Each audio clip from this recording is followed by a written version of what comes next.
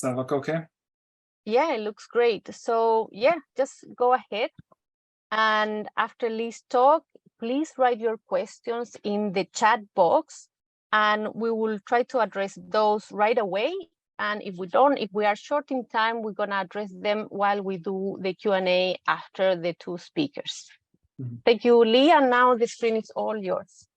All right, thanks, Bernadita. So this is, yeah, like Bernadita said, this is good timing because we're starting to get into the heat of the summer, and not just in Washington State, but we're seeing, heat events and heat higher than normal temperatures that are present, not just in Washington State, but other areas of the U.S. And that creates issues in terms of how the fruit responds, not just in the field, but also how it responds in storage as well. So Randy's going to kind of cover some of that, and Caroline is on to answer some of those questions.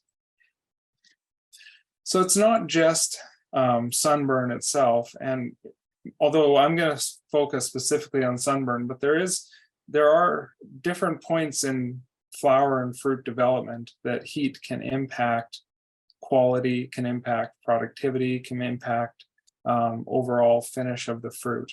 So it starts right at flowering, and a good example is this year we had exceptionally hot temperatures right at bloom, and that accelerated the progression of bloom. We went from 10% and king blooms coming out all the way through to petal fall in an extremely short period of time, in some cases 7 days. So we went through that bloom period very, very quickly. That creates potential issues with fruit set and pollination issues, and we see the impacts of some of that in the field right now. And then going into fruit development, high temperatures during fruit development, and some of this we don't really fully understand yet. There's good temperature models, but only to certain temperature limits. We don't have an understanding of what happens when temperature pushes beyond what's been previously studied. So, there's questions around, well, cell division is temperature driven. As temperature increases, the rate of cell division increases, but that should theoretically have a maximum, and whether we've hit that or not, there's still work to do in that area. So a lot of my work is really focused in on sunburn and sunburn physiology, and that's really one of the underlying or predominant issues that growers experience in Washington State in terms of apple production. It's pretty normal to lose between 5 and 10% of the crop to sunburn issues each year. So it's a pretty big economic impact, and any strategies that can mitigate those disorders that make economic sense for the different cultivars need to be used and should be used. And then so going from, the beginning of July has traditionally been seen as the point in time where sunburn needs to be mitigated. I think we saw in 2021 that needs to be considered possibly a little bit earlier. We saw extreme heat temperatures, that heat dome event happen in June earlier than it normally would, and created yield losses as a result. But those heat risks extend through July, through August, and even September into October in some regions, where if you have excessive heat at the wrong time, it can create problems with how the fruit finishes, its quality going into storage, and its overall red color development. But a lot of what I'm going to talk about and introduce is sunburn focused. But there's a lot of questions and a lot of research opportunities in these other areas that I described. So fruit sunburn is primarily driven by the fruit surface temperature. So it interacts with the air temperature, but it's really the fruit surface temperature and its interaction with incoming light that create sunburn symptoms. So there's Larry Schrader, who was here before me in the same lab. He had developed some classifications of different types of sunburn. So sunburn necrosis, which is primarily or purely driven by fruit surface temperature. When it exceeds a certain threshold, and it's between 52 and 55 degrees Celsius, sunburn necrosis will happen. Sunburn browning, which is something you'll very more commonly see, is a combination of heat and light. So it needs both of those to be present to have sunburn browning, and that's where you see browning occur on exposed portions of fruit on the shoulders of those fruit that are facing the westward side of the sun when it's hot later in the day. But just because if you have eastward facing, when that fruit is exposed in a cooler part of the day, it has the full light, but it doesn't have the temperatures to go along with it. And shaded fruit that might have reached similar temperatures won't get sunburn browning because it doesn't have the heat to go along with it. And then photooxidative sunburn is that bleaching effect you get if you have fruit suddenly exposed. So if you thin off the top fruit, if you're thinning doubles, or if you're doing summer pruning, or the branch moves suddenly as the fruit grows, you can get photooxidative sunburn. So these are the environmental factors that contribute to fruit surface temperatures reaching those thresholds. So if you think about these kind of 6 factors, these are all factors that were identified in a model published by Troy Peters' group down in Prosser, where they develop a physiological or a biophysical model of predicting fruit surface temperature from environmental and fruit data. And so air temperature sets the baseline of where things are at. That fruit cannot be cooler in general than that baseline air temperature. And then solar radiation sets the maximum amount that the difference between the fruit surface temperature and the air temperature.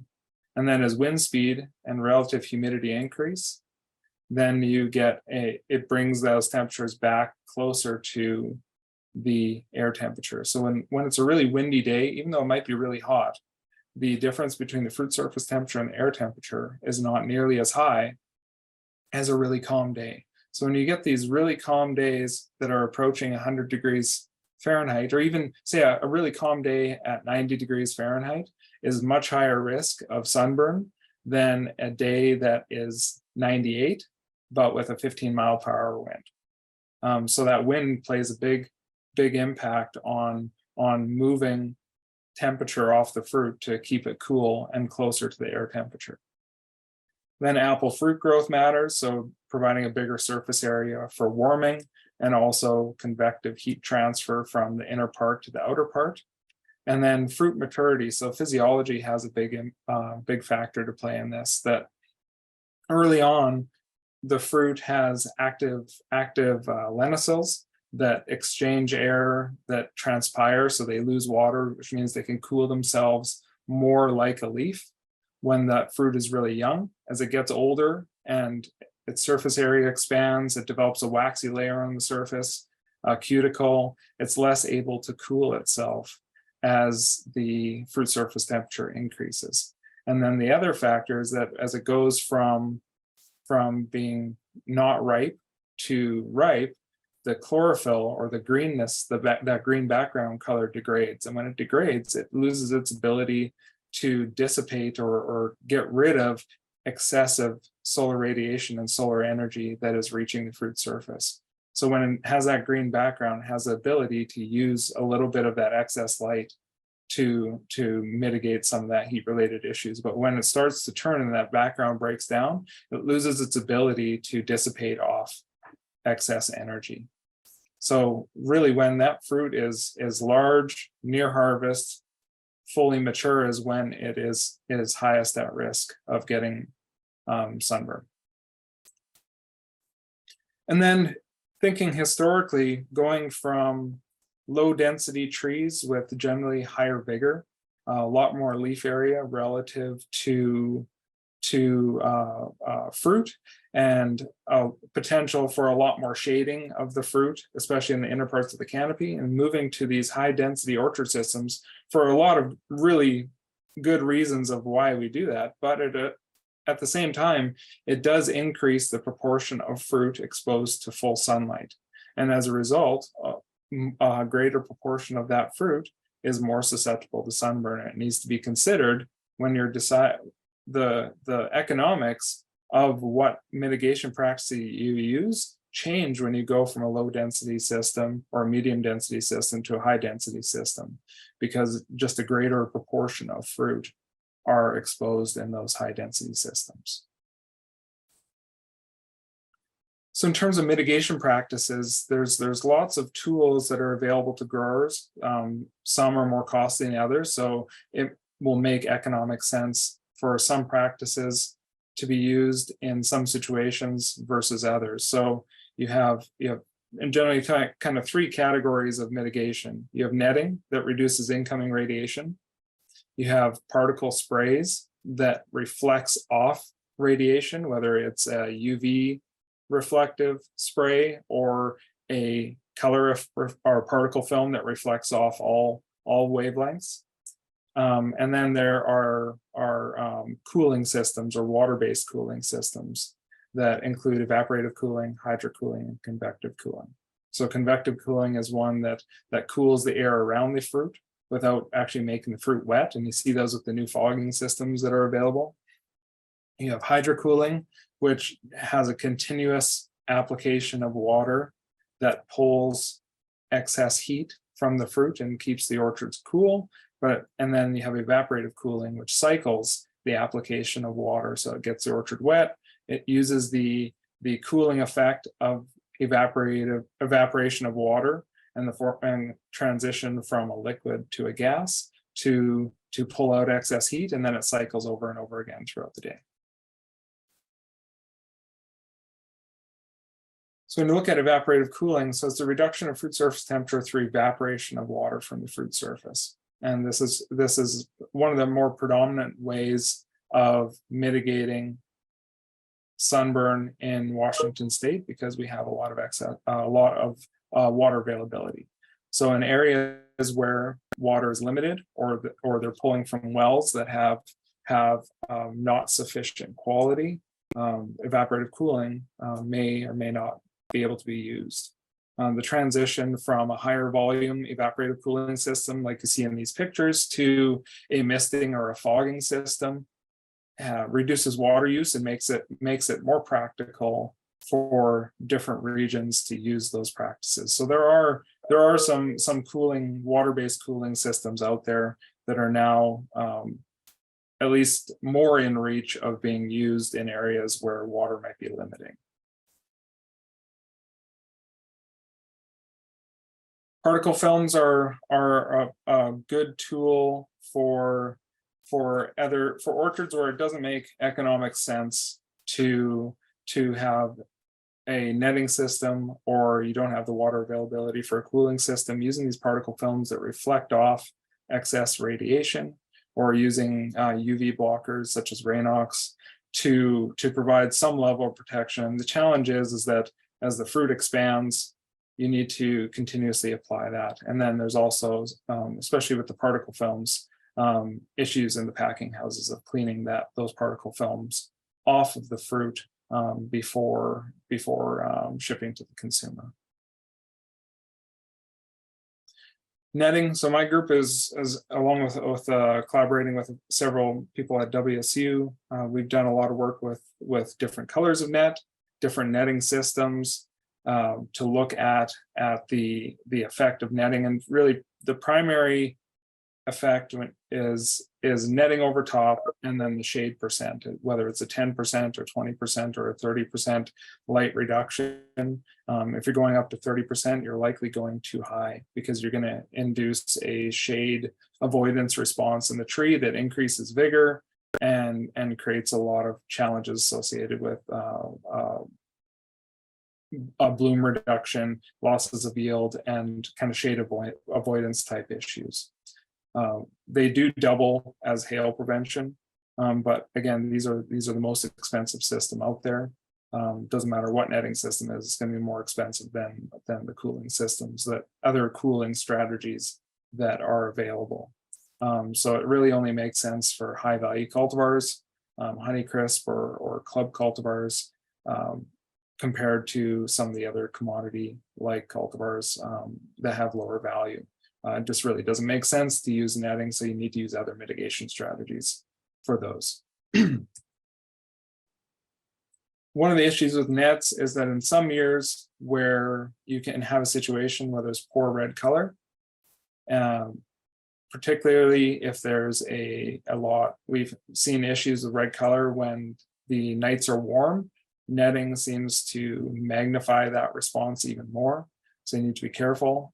There are netting systems out there now that instead of being retracted after harvest, you can retract them very quickly on cable systems from the ground, and you can do an acre in an hour of labor, and you can retract all the nets in that system. So it really helps to expose. You can have the control then to open up the nets 10 to 14 days before harvest, expose the fruit to the high light temperatures that induces good red color formation, and counteract some of that negative effects of net on red color. So what strategy to use? Really, a lot of it comes down to economics. For high value cultivars, it's going to make sense to use netting because netting has the highest benefit in terms of reducing fruit surface temperature compared to evaporative cooling or particle films. But again, that's the highest cost. And then going from highest cost to lowest cost, the particle sprays, they have the least amount of effect, but they're also the cheapest solution. So you kind of have to balance the economics of what it costs to put those in versus the value of the cultivar that you're trying to protect. So like I talked about, protective sprays, they provide the least amount of protection, but require the least amount of input and water use. If you have the water, where you have the sufficient water quality available to you at a reasonable cost, evaporative cooling or fogging are very effective options that are more cost effective than netting itself. And then netting has multiple benefits. In addition to the sunburn protection, you have hail protection as well. Overall, it provides the best fruit finish, but you have to deal with that potential loss in red color and develop strategies to be able to open up those nets before harvest to counteract some of that negative effect. So with that, I'd just like to thank the Washington Tree Fruit Research Commission.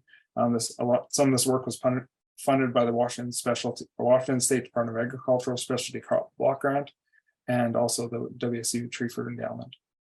So I just included all the references at the end. If anyone wants to kind of get into the physiology and mitigation strategies, here's some key references that I kind of picked out and what we've developed over the years, and some of the key references we've used for our research. So with that, I'm happy to answer any questions you might have. Thank you so much, Lee, for that great summary presentation. Emily, do we have any questions in the chat? Or do we move right away with Randy? Hey, Bernadette, I had a quick question. Yeah, go ahead. Hey, Lee, regarding fruit maturity and susceptibility to sunburn, what would the temperature thresholds be between like golf ball stage and mature fruit? That's a good question.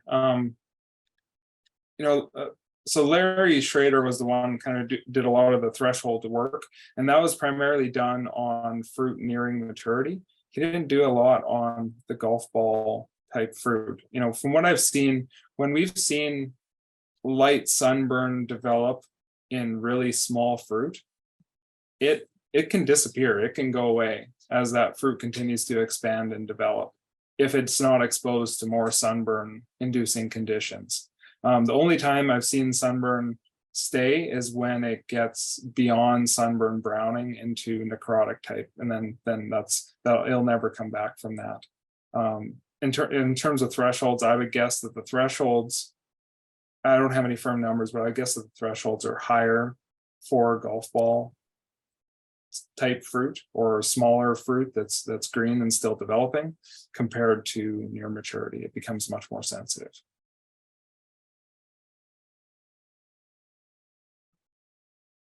Thank you, Lee. I do see a question in the chat here that says that Douglas, they hitch at the summer solstice. Is there a way to predict the risk of sunburn at that stage?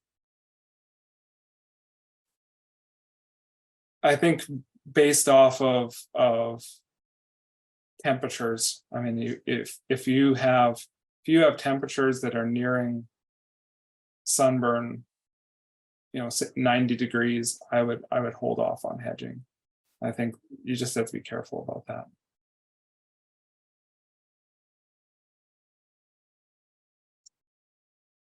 Okay, there's another question. Emily, you want to read this question from Bing Lu?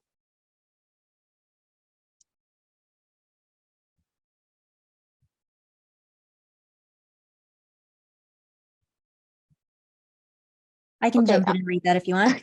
Yeah. So there's two questions here for you, Lee. So the first is whether sunburn situation is all the same in the entire orchard, or is there maybe just one section that could be more serious than another?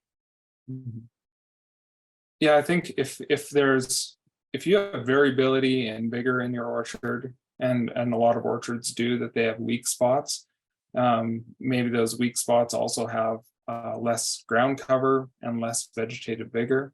Those spots are going to be more susceptible to sunburn than an area of your orchard that has moderate or higher vigor. So the risk is going to be higher in a weaker area of your orchard for sure. Yeah.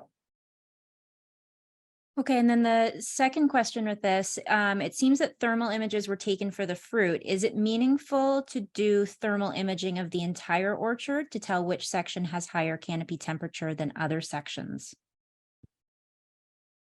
It could be. I know Lav Coat and Troy and Bernadita have been doing work on whole orchard thermal imaging to look at the kind of how that relates to heat stress. Bernadita, do you wanna weigh in on that? I think Lav is in the call, or Basabraj might be in the call, that they can weigh in. But you know what I'm gonna do now? I'm gonna move into run this talk, and then we can include this conversation when we get into the panel, right? So thank you so much, Lee, for that great presentation, and I hope you can stay as long as you can for the panel. Thank you very much.